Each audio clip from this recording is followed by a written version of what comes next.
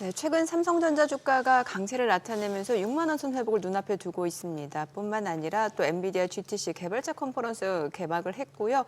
또 삼성전자 같은 경우 반도체 업황 회복에 대한 기대감도 여전히 뜨거운 것 같습니다. 네, 오늘은 인더스트리 애널리스트 이주환 박사 모시고 삼성전자와 엔비디아 또 반도체 산업에 대해서 한번 짚어보겠습니다. 어서 오세요, 박사님. 안녕하세요. 예, 오늘 삼성 주총이 있다고요? 주총도 있죠. 이재용 회장이 최근에 뭐 사직성의 각오를 갖다가 언급했고 또 뭐 독해져야 된다, 삼성이. 이재용 회장은 그렇게 독한 이미지하고는 좀 아주 이렇게 유순한 그런 이미지인데, 아니 주총에서 어떤 내용 예상하십니까? 아마 삼성전자 정도 되는 기업은 여지까지 언론에 보도되지 않았던 게 갑자기 뭐 큰 뉴스가 갑자기 나올 것 같지는 않고요. 네, 보통은 중요한 안건 같은 것도 사전에 다 공개가 되잖아요. 그렇겠죠. 그래서 현재까지 나오는 걸 봐서는 뭐 우리가 예상할 수 없었던 뭐 획기적인 것이 담겨 있을 것 같지는 않습니다. 가장 사실은 주총에서 중요한 것들이 사실은 이사회 구성이 그 중에 하나인 거잖아요. 네. 정관명령 이런 게 아니라면. 네, 그래서 최근에 사내 사회 이사진에 좀 변동이 조금 있었는데 이제 이 부분에 있어서는 이미 벌써 몇 주 전부터 이미 언론에 많이 노출이 됐던 상황이고, 그래서 그것 말고 사실은 시장에 조금 기대를 했던 것들은 혹시라도 이번 주총에서 이재용 회장께서 책임 경영에 전면에 나설 가능성은 없을까라는 부분이 좀 기대가 있었을 수도 있는데, 그 부분에 대해서는 현재까지 뭐 안건이 올라왔다는 얘기는 없는 거로 봐서는 이번 주총에서는 안건이 빠져 있는 것 같고요. 책임 경영이라 하시면. 그러니까 삼성전자의 대표이사로 들어오는 거죠. 네, 현재 지금 2명의 부회장 체제로 운영을 하고 있잖아요. 예. 양 부문장과 그다음에 그 중에 한 분이 이제 대표이사 겸직하고 있는 구조인데, 사실은 중요한 것은 MX 부문장하고 DS 부문장이 둘 다 부회장 직함을 갖고 있다 보니까 사실상 대표이사라고 하더라도 사실은 DS 부문에 대해서 굉장히 뭐 명령을 내릴 수 있다던가 무슨 지시를 하는 것이 쉽지 않은 껄끄러운 상황이잖아요. 그래서 그런 부분에 있어서 DS 부분과 MX 부분에서 약간 조율이 잘 안 되는 부분들이 올해 조금 보였었죠. 갤럭시 S25 언팩 행사 때도 삼성을 패싱했다라는 뉴스가 많이 나오면서 이제 이런 부분들이 어떻게 보면 투자자 입장에서는 사실은 좋은 소식보다는 안 좋은 소식으로 좀 해석될 여지가 있는 부분이고, 이러한 우려들이 좀 불식되기 위해서는 양 부회장 위에 누군가가 더 높은 분이 와서 전체를 조율할 수 있는 사람이 있어야 되는데, 부회장 위에는 회장밖에 없으니까 네. 그 역할을 해줄 수 있는 건 이재용 회장님밖에 없었고, 근데 이번에 아마 주총에서는 대표이사 선임권은 없었던 걸로 지금 알고 있어서, 그렇게 보면 오늘 있었던 주총에서 딱히 뭐 잘하겠다 정도는 어떤 그런 선언적인 내용 외에는 특별한 내용이 담기긴 좀 어렵지 않을까라고 생각하고 있습니다. 뭐 경영진이니까 이사회 구성이 어떻게 되느냐 뭐 중요한 사안이긴 합니다만, 저는 개인적으로 좀 뭡니까, 누가 이사되고 이거보다도 좀 사람 좀 제대로 된 인재들 좀 데리고 왔으면 좋겠어요. 진짜 파격적으로. 아니, 우리나라도 진짜 쟁쟁한 그 공학도들이 얼마나 많습니까? 미국 나가서 유럽 나가서 다 그렇게 하는, 또 실제 그러다가 이제 미국 현업에서 또 막 잔뼈가 굵고 있는 선수들을 좀 파격적으로 해서 모셔오면 안 될까요? 그런 생각은 도저히 안 되나? 또 뭐 그러면 또 뭐야 또 뭐 형평성 어쩌고 하면서 또 그거 갖고 또 시비를 걸라나? 근데 지금 사실은 말씀하신 게 필요한 부분이긴 한 게, 네.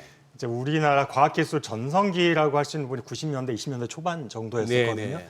근데 그때는 생각해 보면 고등학교 때 최고의 이공계 인재들이 다 공대로 갔던 시절이었었고요. 그랬습니다. 근데 지금은 의대, 수의대, 한의대, 뭐 약대, 치의대까지 다 빠져나가고 나서 그 다음 학생들이 공대로 오는 상황이다 보니까, 똑같은 서울대 공대를 나오더라도 15년 전과 비교했을 때는 사실은 실력 면에서는 격차가 좀 있을 수밖에 없는 상황이라서 한국 내에서는 이 상황은 단기간에 해소하기는 어렵죠. 그런 면에서는 해외 인재들을 영입하는 것들이 필요하긴 한데, 이제 이 부분은 사실은 여러 가지 뭐 비자 문제도 있고 또 교육부하고 또 조율해야 되는 부분도 있다 보니까 그게 쉽지 않은 것 같고, 그렇지만 한두 명의 S급 인재를 영입하는 건 뭐 현재도 가능하고요. 네. 하고 있는 걸로 아는데, 제가 이해하기로는 저도 이제 대기업의 조직에 많이 있다 보니까 예.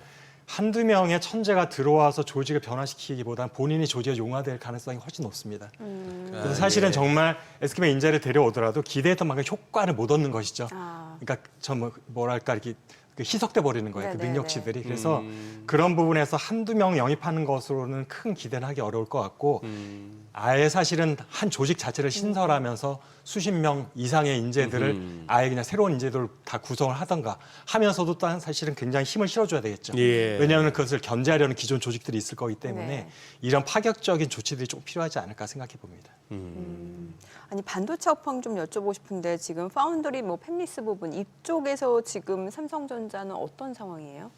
팹리스라는 건 결국 이제 LSI 예. 부분을 예, 얘기하는 예. 건데 사실은 삼성 같은 경우는 팹리스가 자사 제품에 들어가는 제품을 주로 설계를 하고 있고 네. 삼성 파운더리를 통해서 제조하는 그런 상황이었었는데 전반적으로 삼성전자 파운더리 쪽에 매출이 감소하고 시장 점유율이 낮아진다는 얘기는 내부적인 사실 일감조차도 줄어들고 있다는 것으로 저희가 이해하시면 될 것 같고요.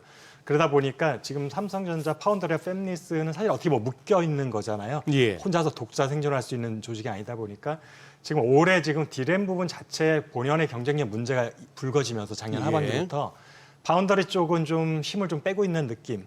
제가 투자도 좀 줄이고 있고 인재 같은 경우도 파운더리에 있었던 인력 중에 상당 부분을 다시 DS 부분으로 옮겨가고 있는 조치를 취하고 있는 중이라서 파운더리 쪽은 일단은 현상 유지 정도에서 지금 전략을 취하는 것 같고요.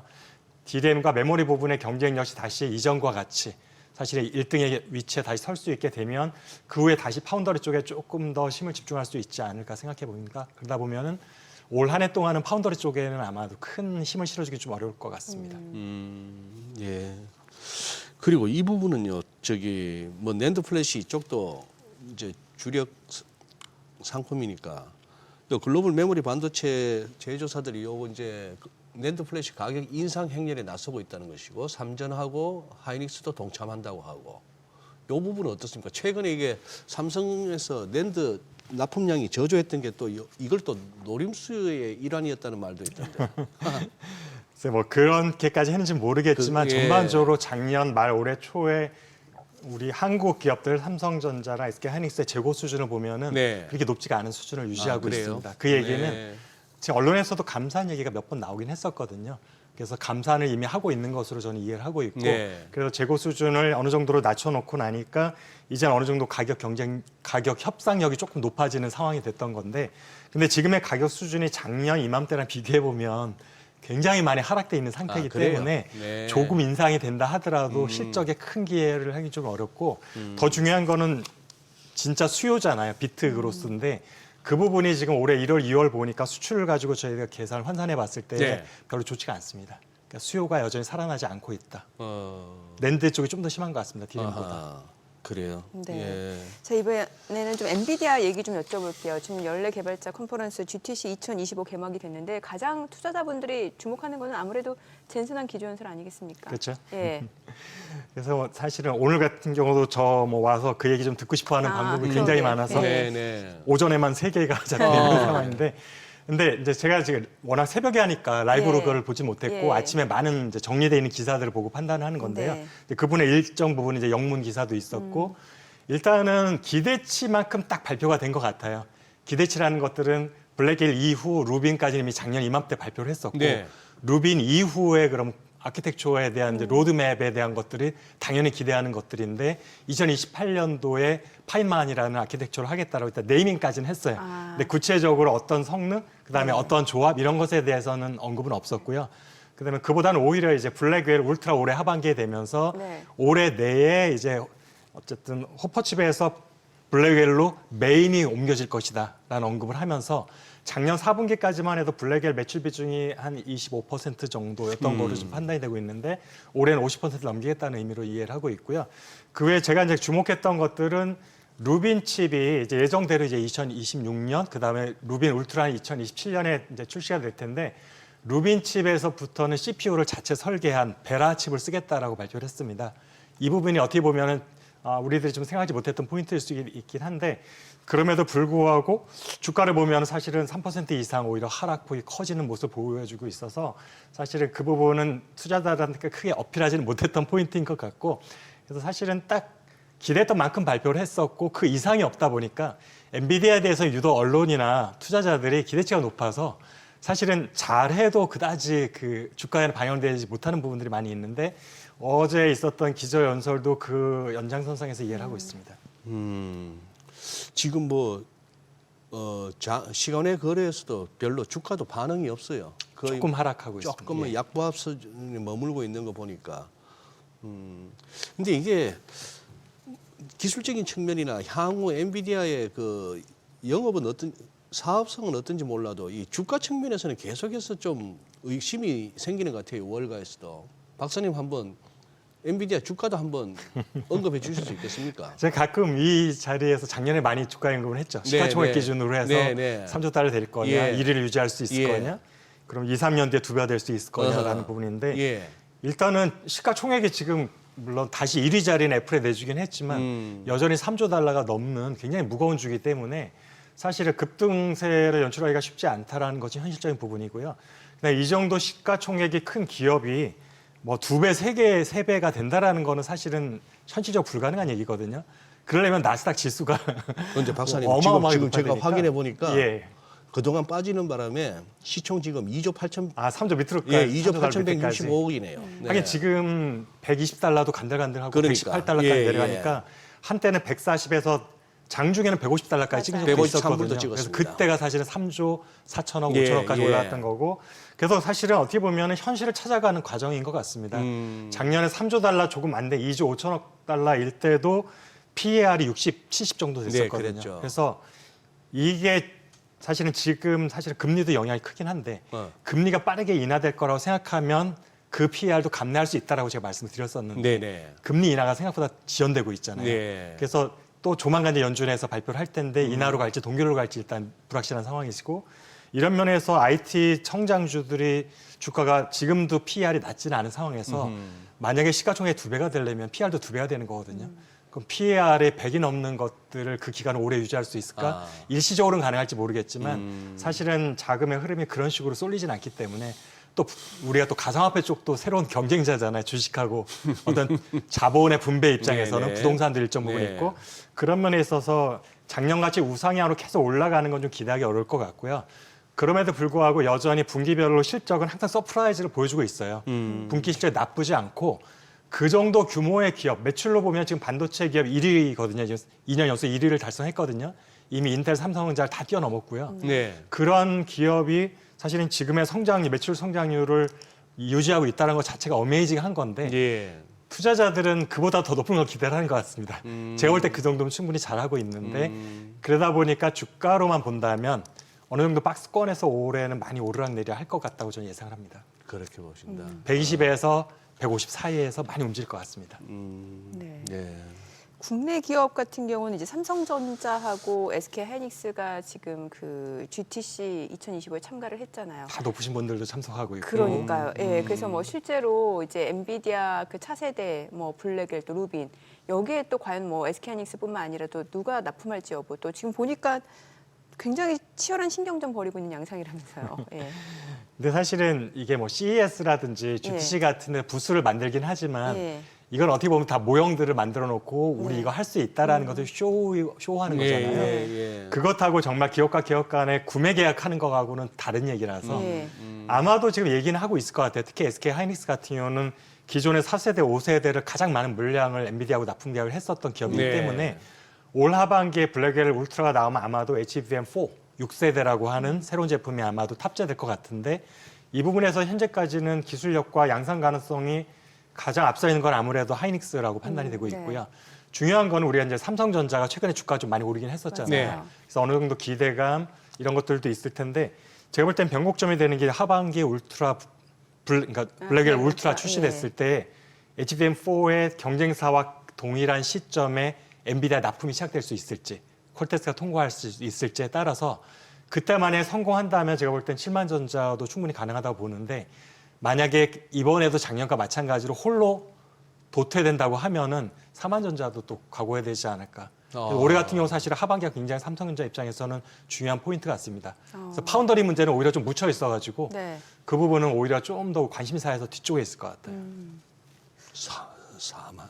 오늘 또 흐름은 사실 좋거든요. 오늘 아무래도 네.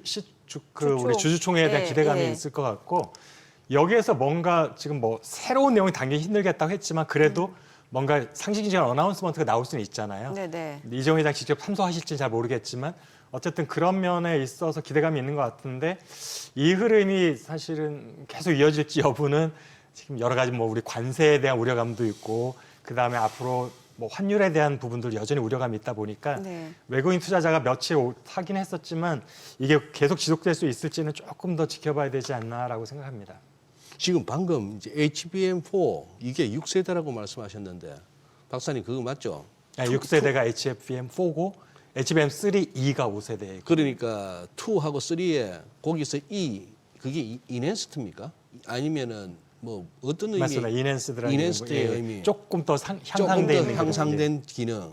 근데 지금 HBM4 이전에 우리 지금 계속 문제됐던 거는 삼성전자가 엔비디아의 그 HBM3E 3와 3E에서 조금 문제가 있었던 이게 거죠. 지금 아직도 결정 나는 거 아니죠? 근데 그동안에 네. 대만 언론하고 미국 언론들에서 계속 납품은 됐다는 얘기 나오잖아요. 그랬었죠. 즉 그런 것들이 그분들이 사실은 취재도 안 하고 막 쓰지는 않았을 것 같아요. 네. 그래서 아마도 엔비디아에 납품은 되고 있을 것 같아요, 이미. 그런데 이제 납품되는 것들이 지금 제가 알기로는 삼성전자의 D램의 5세대 원B라고 하는 것들이 양산에 지금 어려움을 겪고 네. 있다 보니까 엔비디아에 들어가는 HBM 그 3나 3E에도 하나 뒤쳐져 있는 4세대 걸로 아마 구성을 하고 있는 것 같거든요. 네. 그러다 보면 경쟁사들은 5세대로 구성을 한 HBM이고 예. 삼성전자는 4세대로 구성한 HBM이면 예. 전체적으로 칩셋의 성능 떨어질 수밖에 없어서 아마도 프리미엄 제품에는 탑재돼 못하고 있고 중국에는 어차피 그레이드를 낮춰야만 팔 수 있잖아요. 지금 미국의 예, 제재 때문에. 예. 그래서 그레이드를 낮추게 되면은 거기에 성능의 스펙은 만족시킬 수도 있을 것 같거든요. 삼성전자 제품들이. 그래서 아마 그런 쪽 위주로 가다 보니까 이게 납품을 된다 하더라도 막 이렇게 선전을 할 만큼 자랑스럽지는 못해서 그런 게 아닐까. 근데 납품 자체가 없다면은 현재 시장 점유율 그래도 30% 이상으로 계속 집계가 되는데 이 수준이 안 나올 것 같아요. 엔비디아 납품이 아예 없다고 하면은. 야, 이 대목에서 우리 이종원 박사님이 납품은 되고 있을 것 같아요라고 얘기를 하실 수밖에 없다는 오늘 주가 게. 오를까요?